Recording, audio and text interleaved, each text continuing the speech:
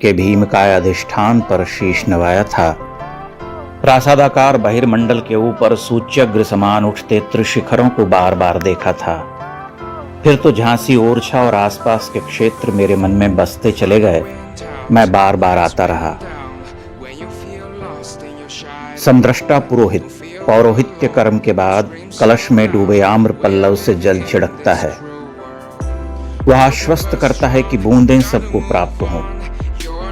मेरा अदृश्य पुरोहित मेरे लिए कुछ बूंदें रखता रहा। मैं हर यात्रा पर कुछ देखता, कहीं रमता, फिर छोड़ता, भागता रहा। इसी छोड़ने भागने की क्रिया में लक्ष्मी नारायण मंदिर रह गया था। संभवतः उसकी शोभा को अशेष रह जाना था। उसे देखे जाने का समय निर्दिष्ट था।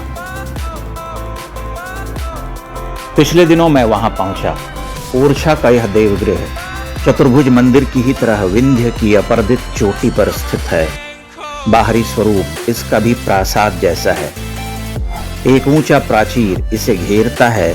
बाहर से कुछ मीनारें, कुछ शिखर दीख पड़ते हैं। प्रवेश द्वार से एक गलियारे में घुसते ही हम ठहर गए थे। ऊंची दीवार और छत पर मिटते भित्ति चित्रों को नया जीवन दिया जा रहा था।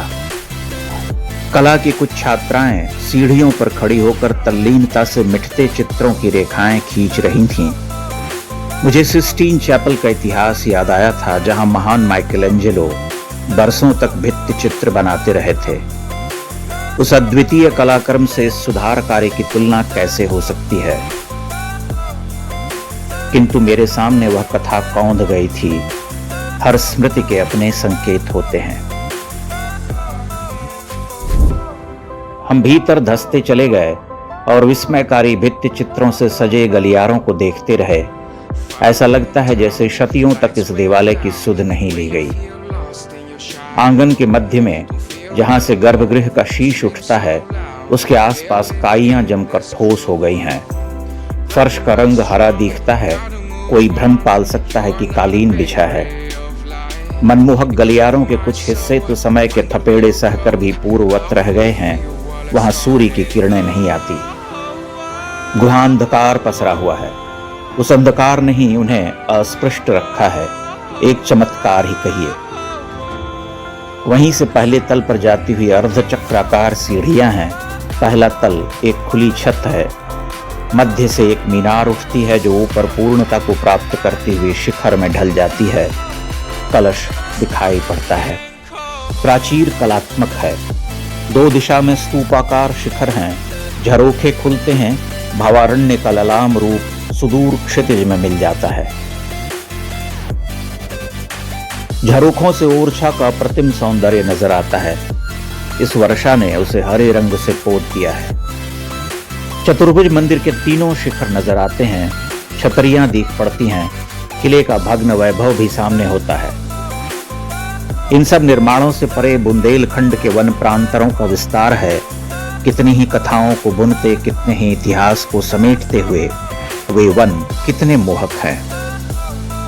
लक्ष्मी मंदिर अब कोई पवित्र देवगृह नहीं रहा। जहां लक्ष्मी की प्रतिमा प्रतिष्ठित है, वहां सर्वाधिक अंधेरा गिरता है। धूल पड़ी है। प्रवेश के लिए जूते उतारने की औपचारिकता भी नहीं रही। इसे कला का एक प्रतिमान कह सकते हैं।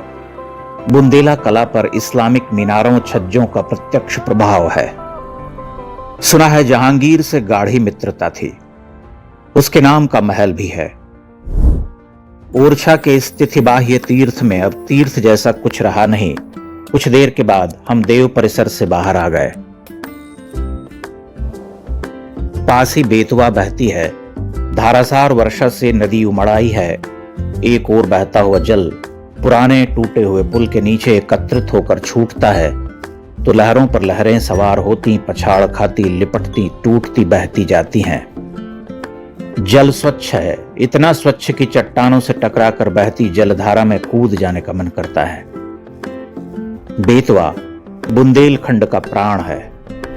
नगर और अरण्य के मध्य कोई हृदय रेखा सरीखी खींची हुई है जो चल रही। एक विशालकाय पुल बनकर तैयार है। उसके नीचे से नदी हरहरा कर पार हो जाती है। नदी के बहने का स्वर दूर तक पीछा करता है। वह हमारे पीछे चलता है।